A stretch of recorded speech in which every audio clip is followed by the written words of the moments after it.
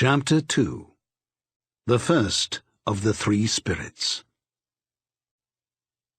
When Scrooge awoke, it was so dark that looking out of bed he could scarcely distinguish the transparent window from the opaque walls of his chamber. He was endeavouring to pierce the darkness with his ferret eyes when the chimes of a neighbouring church struck the 4 quarters. So he listened for the hour.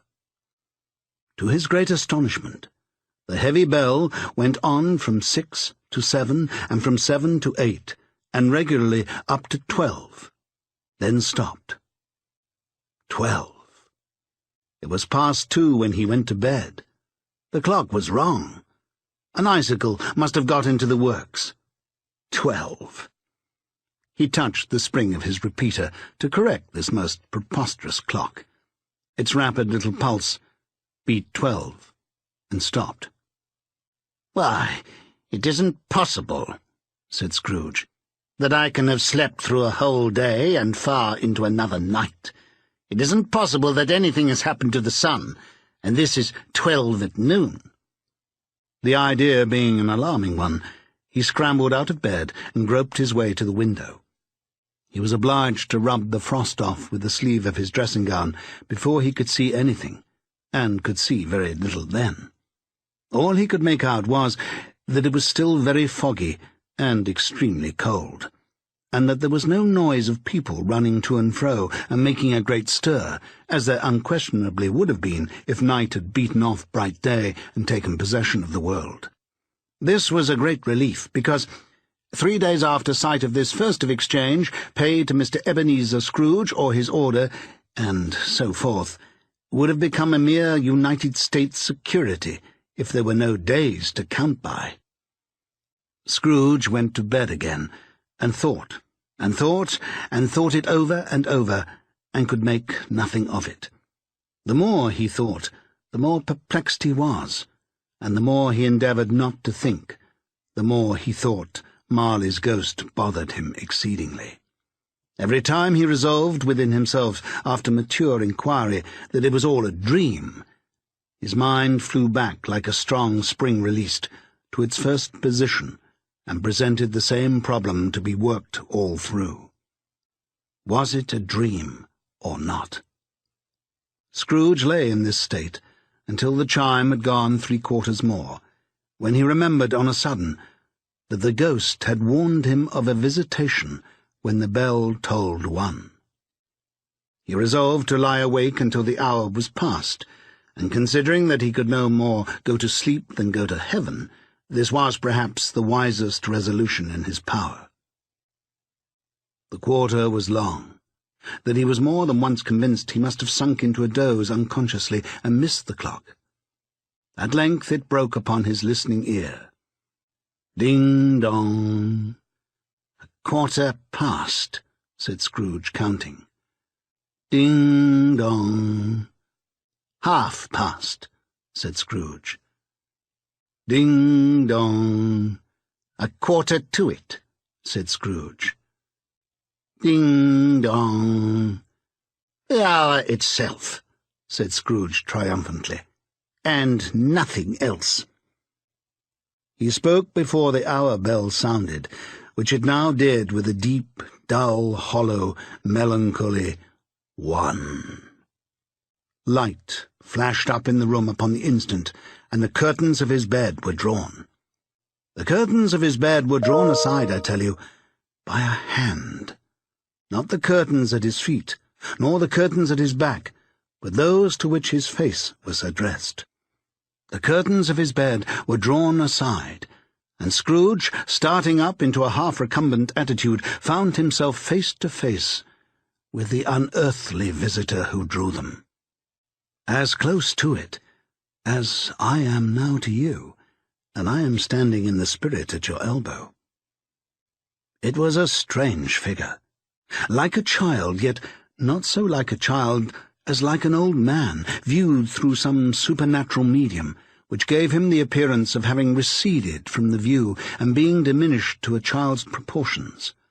Its hair, which hung about its neck and down its back, was white as if with age, and yet the face had not a wrinkle in it, and the tenderest bloom was on the skin. Its arms were very long and muscular, the hands the same, as if its hold were of uncommon strength. Its legs and feet, most delicately formed, were like those upper members, bare. It wore a tunic of the purest white, and round its waist was bound a lustrous belt, the sheen of which was beautiful. It held a branch of fresh green holly in its hand, and in singular contradiction of that wintry emblem, had its dress trimmed with summer flowers. But the strangest thing about it was, that from the crown of its head there sprung a bright clear jet of light, by which all this was visible, and which was doubtless the occasion of its using, in its duller moments, a great extinguisher for a cap, which it now held under its arm. Even this, though, when Scrooge looked at it with increasing steadiness, was not its strangest quality. For as its belt sparkled and glittered now in one part and now in another, and what was light one instant at another time was dark, so the figure itself fluctuated in its distinctness, being now a thing with one arm, now with one leg, now with 20 legs, now a pair of legs without a head, now a head without a body, of which dissolving parts no outline would be visible in the dense gloom wherein they melted away. And in the very wonder of this, it would be itself again, distinct and clear as ever. "Are you the spirit, sir, whose coming was foretold to me?" asked Scrooge. "I am." The voice was soft and gentle, singularly low, as if instead of being so close beside him, it were at a distance. "Who and what are you?" Scrooge demanded. "I am the ghost of Christmas past." "Long past?" inquired Scrooge, observant of its dwarfish stature. "No, your past." Perhaps Scrooge could not have told anybody why, if anybody could have asked him, but he had a special desire to see the spirit in his cap, and begged him to be covered. "What?" exclaimed the ghost. "Would you so soon put out with worldly hands the light I give? Is it not enough that you are one of those whose passions made this cap, and force me through whole trains of years to wear it low upon my brow?" Scrooge reverently disclaimed all intention to offend, or any knowledge of having wilfully bonneted the spirit at any period of its life. He then made bold to inquire what business brought him here. "Your welfare," said the ghost. Scrooge expressed himself much obliged, but could not help thinking that a night of unbroken rest would have been more conducive to that end. The spirit must have heard him thinking, for it said immediately, "Your reclamation, then. Take heed." It put out its strong hand as it spoke, and clasped him gently by the arm. "Rise, and walk with me." It would have been in vain for Scrooge to plead that the weather and the hour were not adapted to pedestrian purposes. The bed was warm, and the thermometer a long way below freezing, that he was clad but lightly in his slippers, dressing-gown and nightcap, and that he had a cold upon him at that time. The grasp, though gentle as a woman's hand, was not to be resisted. He rose, but finding that the spirit made towards the window, clasped his robe in supplication. "I am mortal," Scrooge remonstrated, "and liable to fall." "Bear but a touch of my hand there," said the spirit, laying it upon his heart, "and you shall be upheld in more than this." As the words were spoken, they passed through the wall, and stood upon an open country road, with fields on either hand. The city had entirely vanished. Not a vestige of it was to be seen. The darkness and the mist had vanished with it, for it was a clear, cold winter day, with snow upon the ground. "Good heaven!" said Scrooge, clasping his hands together as he looked about him. "I was bred in this place. I was a boy here." The spirit gazed upon him mildly. Its gentle touch, though it had been light and instantaneous, appeared still present to the old man's sense of feeling. He was conscious of 1,000 odours floating in the air, each one connected with 1,000 thoughts, and hopes and joys and cares long, long forgotten. "Your lip is trembling," said the ghost. "And what is that upon your cheek?" Scrooge muttered with an unusual catching in his voice that it was a pimple, and begged the ghost to lead him where he would. "You recollect the way?" inquired the spirit. "Remember it!" cried Scrooge with fervour. "I could walk it blindfold." "Strange to have forgotten it for so many years," observed the ghost. "Let us go on." They walked along the road, Scrooge recognizing every gate and post and tree, until a little market town appeared in the distance, with its bridge, its church, and winding river. Some shaggy ponies now were seen trotting towards them, with boys upon their backs, who called to other boys in country gigs and carts driven by farmers. All these boys were in great spirits, and shouted to each other, until the broad fields were so full of merry music that the crisp air laughed to hear it. "These are but shadows of the things that have been," said the ghost. "They have no consciousness of us." The jocund travellers came on, and as they came, Scrooge knew and named them every one. Why was he rejoiced above all bounds to see them? Why did his cold eye glisten and his heart leap up as they went past? Why was he filled with gladness when he had heard them give each other Merry Christmas, as they parted at crossroads and byways for their several homes? What was Merry Christmas to Scrooge? Out upon Merry Christmas! What good had it ever done to him? "The school is not quite deserted," said the ghost. "A solitary child, neglected by his friends, is left there still."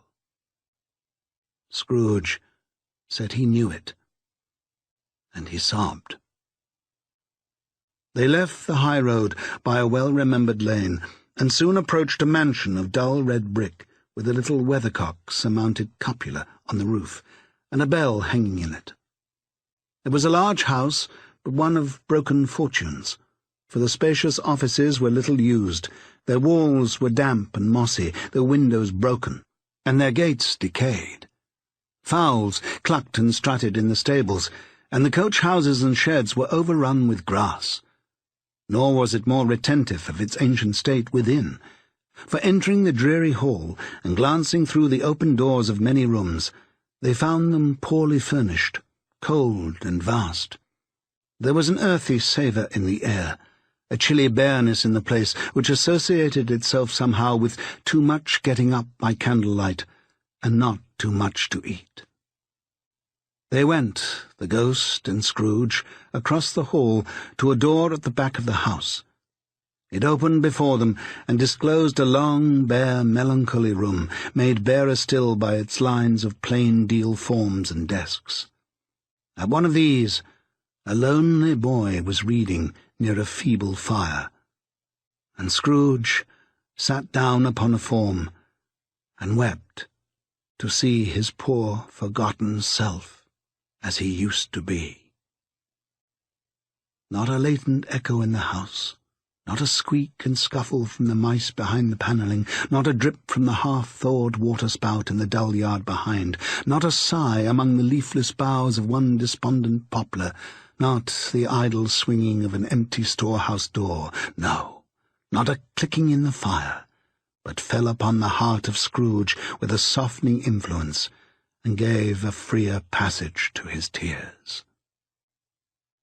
The spirit touched him on the arm, and pointed to his younger self, intent upon his reading. Suddenly, a man in foreign garments, wonderfully real and distinct to look at, stood outside the window, with an axe stuck in his belt, and leading an ass laden with wood by the bridle. "Why, it's Ali Baba!" Scrooge exclaimed in ecstasy. "It's dear old honest Ali Baba. Yes, I know. One Christmas time, when yonder solitary child was left here all alone, he did come for the first time, just like that. Poor boy! "And Valentine," said Scrooge, "and his wild brother Orson. There they go. And what's his name, who was put down in his drawers, asleep at the gate of Damascus. Don't you see him? And the Sultan's groom turned upside down by the genie. There he is upon his head. Serve him right. I'm glad of it. What business had he to be married to the princess?" To hear Scrooge expending all the earnestness of his nature on such subjects, in a most extraordinary voice between laughing and crying, and to see his heightened and excited face, would have been a surprise to his business friends in the city indeed. "There's the parrot!" cried Scrooge. "Green body and yellow tail, with a thing like a lettuce growing out of the top of his head. There he is. Poor Robin Crusoe, he called him, when he came home again after sailing round the island. Poor Robin Crusoe, where have you been, Robin Crusoe?" The man thought he was dreaming, but he wasn't. It was the parrot, you know. There goes Friday, running for his life to the little creek. "Hello! Hope! Hello!" Then, with a rapidity of transition very foreign to his usual character, he said in pity for his former self, "Poor boy," and cried again. "I wish," Scrooge muttered, putting his hand in his pocket and looking about him after drying his eyes with his cuff. "But it's too late now." "What is the matter?" asked the spirit. "Nothing," said Scrooge. "Nothing. There was a boy singing a Christmas carol at my door last night. I should like to have given him something. That's all." The ghost smiled thoughtfully and waved its hand, saying as it did so, "Let us see another Christmas." Scrooge's former self grew larger at the words, and the room became a little darker and more dirty. The panels shrunk, the windows cracked, fragments of plaster fell out of the ceiling, and the naked lathes were shown instead. But how all this was brought about, Scrooge knew no more than you do. He only knew that it was quite correct, that everything had happened so, that there he was, alone again, when all the other boys had gone home for the jolly holidays. He was not reading now, but walking up and down despairingly. Scrooge looked at the ghost, and with a mournful shaking of his head, glanced anxiously towards the door. It opened, and a little girl, much younger than the boy, came darting in, and putting her arms around his neck, and often kissing him, addressed him as her "Dear, dear brother." "I have come to bring you home, dear brother," said the child, clapping her tiny hands and bending down to laugh. "To bring you home, home, home." "Home, little Fran?" returned the boy. "Yes," said the child, brimful of glee. "Home for good and all, home for ever and ever. Father is so much kinder than he used to be, that home's like heaven. He spoke so gently to me one dear night when I was going to bed that I was not afraid to ask him once more if you might come home, and he said, 'Yes, you should,' and sent me in a coach to bring you. And you are to be a man," said the child, opening her eyes, "and are never to come back here, but first we are to be together all the Christmas long, and have the merriest time in all the world." "You're quite a woman, little Fan," exclaimed the boy. She clapped her hands and laughed, and tried to touch his head, but being too little, laughed again and stood on tiptoe to embrace him. Then she began to drag him, in her childish eagerness, toward the door, and he, nothing loath to go, accompanied her. A terrible voice in the hall cried, "Bring down Master Scrooge's box there." And in the hall appeared the schoolmaster himself, who glared on Master Scrooge with a ferocious condescension, and threw him into a dreadful state of mind by shaking hands with him. He then conveyed him and his sister into the veriest old well of a shivering best parlour that ever was seen, where the maps upon the wall and the celestial and terrestrial globes in the windows were waxy with cold. Here he produced a decanter of curiously light wine and a block of curiously heavy cake, and administered instalments of those dainties to the young people, at the same time sending out a meagre servant to offer a glass of something to the postboy, who who answered that he thanked the gentleman, but if it was the same tap as he had tasted before, he had rather not. Master Scrooge's trunk being by this time tied on the top of the chaise, the children bade the schoolmaster good-bye right willingly, and getting into it, drove gaily down the garden sweep, the quick wheels dashing the hoarfrost and snow from off the dark leaves of the evergreens like spray. "Always a delicate creature whom a breath might have withered," said the ghost, "but she had a large heart." "So she had," cried Scrooge. "You're right. I will not gainsay it, Spirit. God forbid."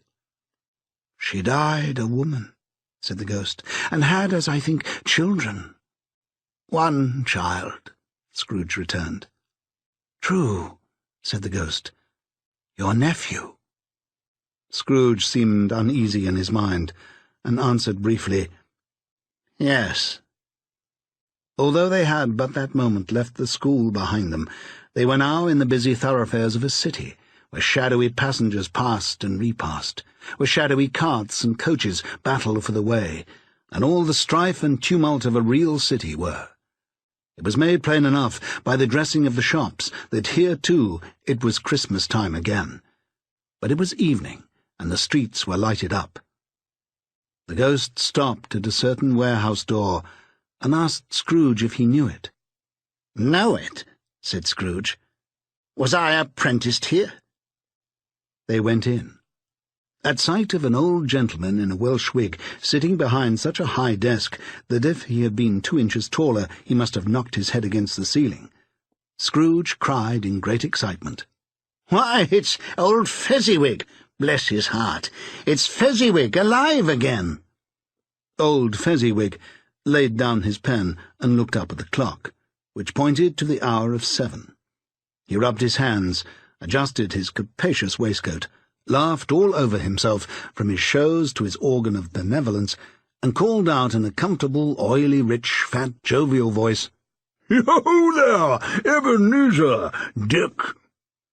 Scrooge's former self, now grown a young man, came briskly in, accompanied by his fellow prentice. "Dick Wilkins, to be sure," said Scrooge to the ghost. "Bless me, yes, there he is. He was very much attached to me, was Dick. Poor Dick. Dear, dear." "Yo, my boys," said Fezziwig. "No more work tonight. Christmas Eve, Dick. Christmas, Ebenezer. Let's have the shutters up," cried old Fezziwig, with a sharp clap of his hands, "before a man can say Jack Robinson." You wouldn't believe how these two fellows went at it. They charged into the street with the shutters, 1, 2, 3, had 'em up in their places, 4, 5, 6, barred 'em and pinned them, 7, 8, 9, and came back before you could have got to 12, panting like racehorses. "Hilly-ho!" cried old Fezziwig, skipping down from the high desk with wonderful agility. "Clear away, my lads, and let's have lots of room here. Hilly-ho, Dick! Chirrup, Ebenezer!" Clear away. There was nothing they wouldn't have cleared away, or couldn't have cleared away with old Fezziwig looking on. It was done in a minute. Every movable was packed off as if it were dismissed from public life for evermore. The floor was swept and watered, the lamps were trimmed, fuel was heaped upon the fire, and the warehouse was as snug and warm and dry and bright a ballroom as you would desire to see upon a winter's night. In came a fiddler with a music-book, and went up to the lofty desk and made an orchestra of it, and tuned like 50 stomach-aches. In came Mrs. Fezziwig, one vast substantial smile. In came the 3 Miss Fezziwigs, beaming and lovable. In came the 6 young followers whose hearts they broke. In came all the young men and women employed in the business. In came the housemaid, with her cousin the baker. In came the cook, with her brother's particular friend the milkman. In came the boy from over the way, who was suspected of not having board enough from his master, trying to hide himself behind the girl from next door but one, who proved to have had her ears pulled by her mistress. In they all came, one after another, some shyly, some boldly, some gracefully, some awkwardly, some pushing, some pulling. In they all came anyhow and everyhow. Away they all went, 20 couples at once, hands half round and back again the other way, down the middle and up again, round and round in various stages of affectionate grouping. Old top couple always turning up in the wrong place, new top couple starting off again as soon as they got there. All top couples at last, and not a bottom one to help them. When this result was brought about, old Fezziwig, clapping his hands to stop the dance, cried out, "Well done!" and the fiddler plunged his hot face into a pot of porter, especially provided for that purpose. But scorning rest upon his reappearance, he instantly began again, though there were no dancers yet, as if the other fiddler had been carried home exhausted on a shutter, and he were a brand-new man, resolved to beat him out of sight or perish. There were more dances, and there were forfeits, and more dances, and there was cake, and there was negus, and there was a great piece of cold roast, and there was a great piece of cold boiled, and there were mince pies and plenty of beer.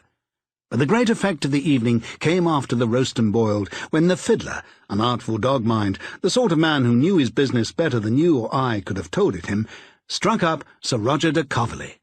Then old Fezziwig stood out to dance with Mrs. Fezziwig. Top couple, too, with a good stiff piece of work cut out for them. 3 or 4 and 20 pairs of partners, people who were not to be trifled with, people who would dance and had no notion of walking. But if there had been twice as many, 4 times, old Fezziwig would have been a match for them, and so would Mrs. Fezziwig. As to her, she was worthy to be his partner in every sense of the term. If that's not high praise, tell me higher, and I'll use it. A positive light appeared to issue from Fezziwig's calves. They shone in every part of the dance like moons. You couldn't have predicted at any given time what would become of 'em next. And when old Fezziwig and Mrs. Fezziwig had gone all through the dance, advance and retire, hold hands with your partner, bow and curtsy, corkscrew, thread the needle, and back again to your place, Fezziwig cut so deftly that he appeared to wink with his legs, and came upon his feet again without a stagger. When the clock struck 11, this domestic ball broke up. Mr. and Mrs. Fezziwig took their stations, one on either side of the door, and shaking hands with every person individually as he or she went out, wished him or her a Merry Christmas. When everybody had retired but the 2 prentices, they did the same to them, and thus the cheerful voices died away, and the lads were left to their beds, which were under a counter in the back shop. During the whole of this time, Scrooge had acted like a man out of his wits. His heart and soul were in the scene, and with his former self. He corroborated everything, remembered everything, enjoyed everything, and underwent the strangest agitation. It was not until now, when the bright faces of his former self and Dick were turned from him, that he remembered the ghost, and became conscious that it was looking full upon him, while the light upon its head burnt very clear. "A small matter," said the ghost, "to make these silly folks so full of gratitude." "Small," echoed Scrooge. The spirit signed to him to listen to the 2 apprentices, who were pouring out their hearts in praise of Fezziwig, and when he had done so, said, "Why, is it not? He has spent but a few pounds of your mortal money. 3 or 4, perhaps. Is that so much that he deserves this praise?" "It isn't that," said Scrooge, heated by the remark, and speaking unconsciously like his former, not his latter self. "It isn't that, Spirit. He has the power to render us happy or unhappy, to make our service light or burdensome, a pleasure or a toil. Say that his power lies in words and looks, in things so slight and insignificant that it is impossible to add and count 'em up. What then? The happiness he gives is quite as great as if it cost a fortune." He felt the spirit's glance and stopped. "What is the matter?" asked the ghost. "Nothing particular," said Scrooge. "Something, I think," the ghost insisted. "No," said Scrooge. "No. I should like to be able to say a word or 2 to my clerk just now. That's all." His former self turned down the lamps as he gave utterance to the wish, and Scrooge and the ghost again stood side by side in the open air. "My time grows short," observed the spirit. "Quick!" This was not addressed to Scrooge, or to anyone whom he could see, but it produced an immediate effect. For again Scrooge saw himself. He was older now, a man in the prime of his life. His face had not the harsh and rigid lines of later years, but it had begun to wear the signs of care and avarice. There was an eager, greedy, restless motion in the eye, which showed the passion that had taken root, and where the shadow of the growing tree would fall. He was not alone, but sat by the side of a fair young girl in a mourning dress, in whose eyes there were tears, which sparkled in the light that shone out of the ghost of Christmas past. "It matters little," she said softly. "To you, very little. Another idol has displaced me, and if it can give cheer and comfort you in time to come, as I would have tried to do, I have no just cause to grieve." "What idol has displaced you?" he rejoined. "A golden one." "This is the even-handed dealing of the world," he said. "There is nothing on which it is so hard as poverty, and there is nothing it professes to condemn with such severity as the pursuit of wealth." "You fear the world too much," she answered gently. "All your other hopes have merged into the hope of being beyond the chance of its sordid reproach. I have seen your nobler aspirations fall off one by one until the master passion, gain, engrosses you. Have I not?" "What then?" he retorted. "Even if I have grown so much wiser, what then? I am not changed towards you." She shook her head. "Am I?" "Our contract is an old one. It was made when we were both poor and content to be so, until in good season we could improve our worldly fortune by a patient industry. You are changed. When it was made, you were another man." "I was a boy," he said impatiently. "Your own feeling tells you that you are not what you are," she returned. "I am. That which promised happiness when we were one in heart is fraught with misery now that we are two. How often and how keenly I have thought of this, I will not say. It is enough that I have thought of it, and can release you." "Have I ever sought release?" "In words, no. Never." "In what, then?"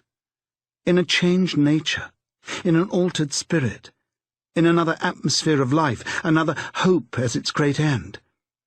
In everything that made my love of any worth or value in your sight. If this had never been between us," said the girl, looking mildly but with steadiness upon him, "tell me, would you seek me out and try to win me now?" "Ah, no." He seemed to yield to the justice of this supposition in spite of himself, but he said with a struggle, "You think not?" "I would gladly think otherwise if I could," she answered. "Heaven knows. When I have learned a truth like this, I know how strong and irresistible it must be. But if you were free today, tomorrow, yesterday, can even I believe that you would choose a dowerless girl? You who in your very confidence with her weigh everything by gain? Or choosing her, if for a moment you were false enough to your one guiding principle to do so, do I not know that your repentance and regret would surely follow? I do.